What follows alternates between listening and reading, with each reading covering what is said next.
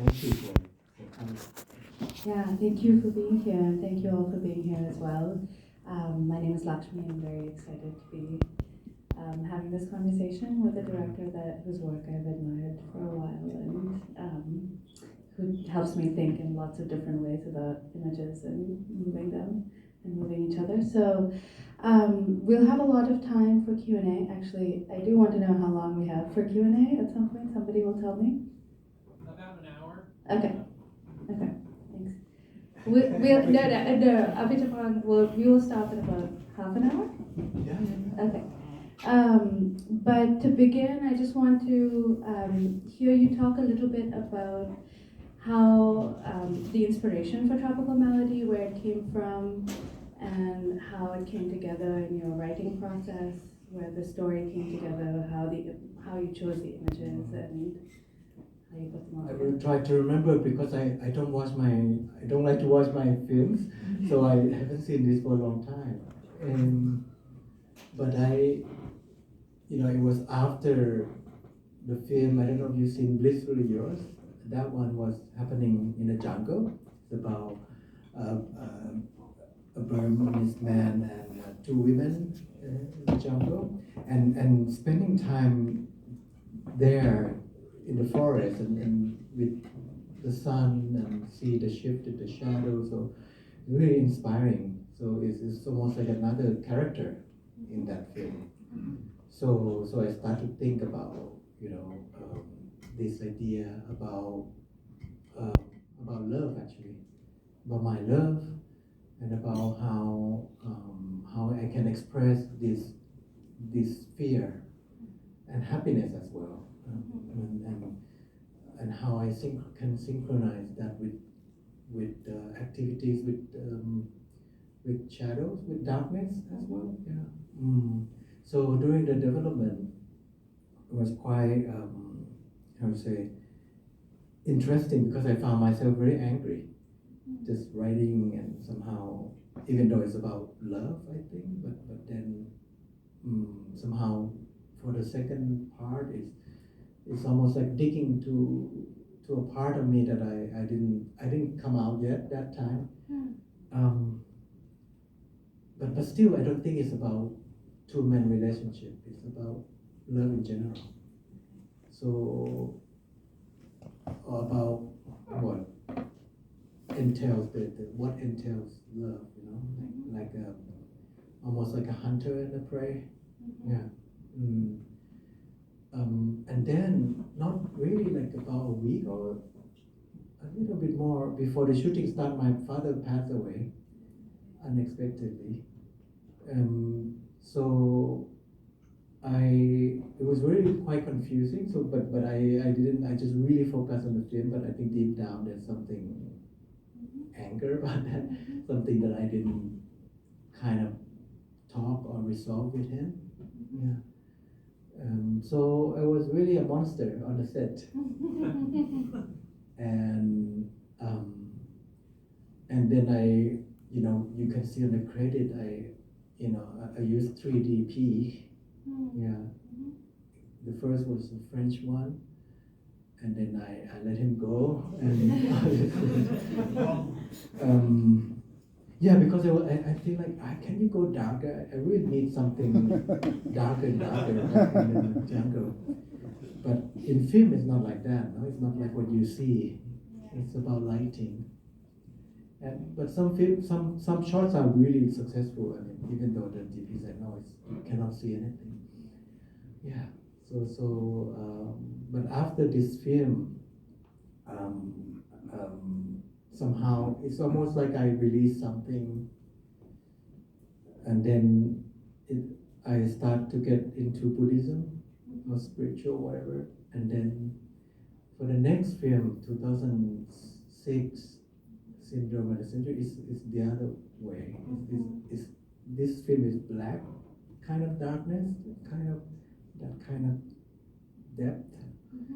But for that one is like bright light. Yeah, to me. Yeah, and I also changed my personality, I think, too, my idea about life and many things. Yeah. So it's a very catalytic Yeah. film. Well, I just want to hear a bit more then about the writing process itself and in general how you write your films. Like, do you begin from images? Do you begin from sounds? Do you begin from stories? How does that translate to how you? From feelings and location, Okay. yeah. It's because during these 3 years, it's a, we travel around the area, and then I met with, I went to the temple that has this underground cave, and and I met these ladies, who appear in the film, as actors, but scenes are happening, in real life. Yeah. So which I still do that until now. So just live and put a lot of notes in different notebooks, and then try to make sense of. Yeah, but each film has its own heart, I think.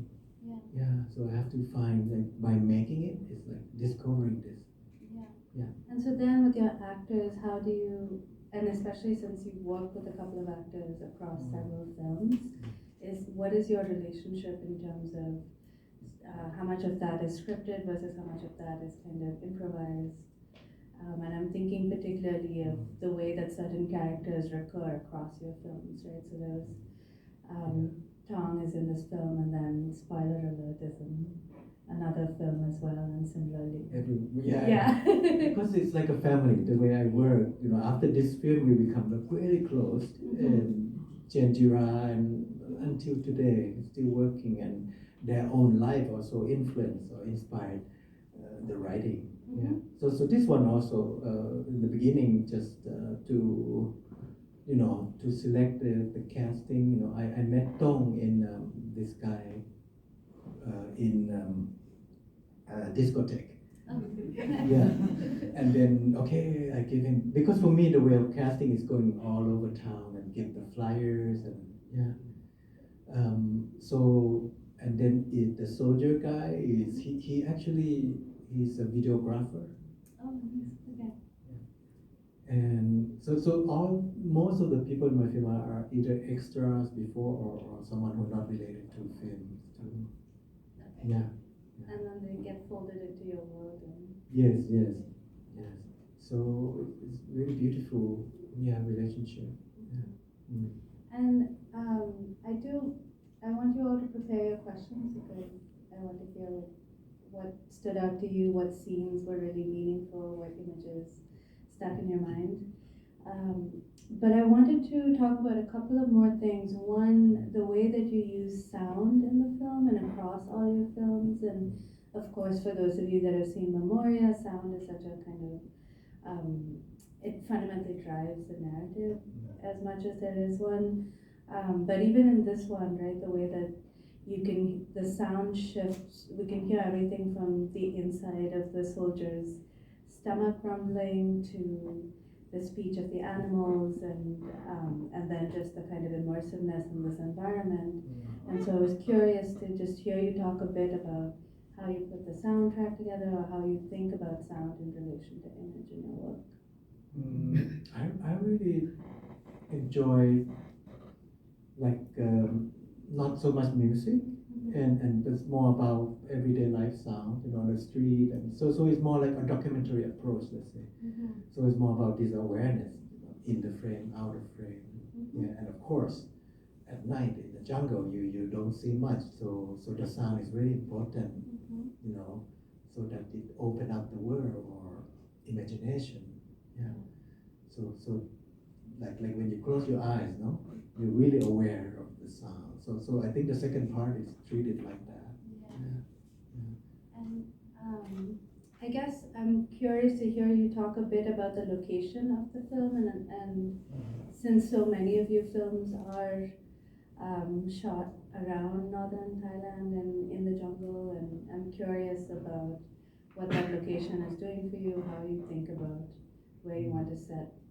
This was mainly shot in near the national park and the national park, in the central, actually northeastern and central part of Thailand.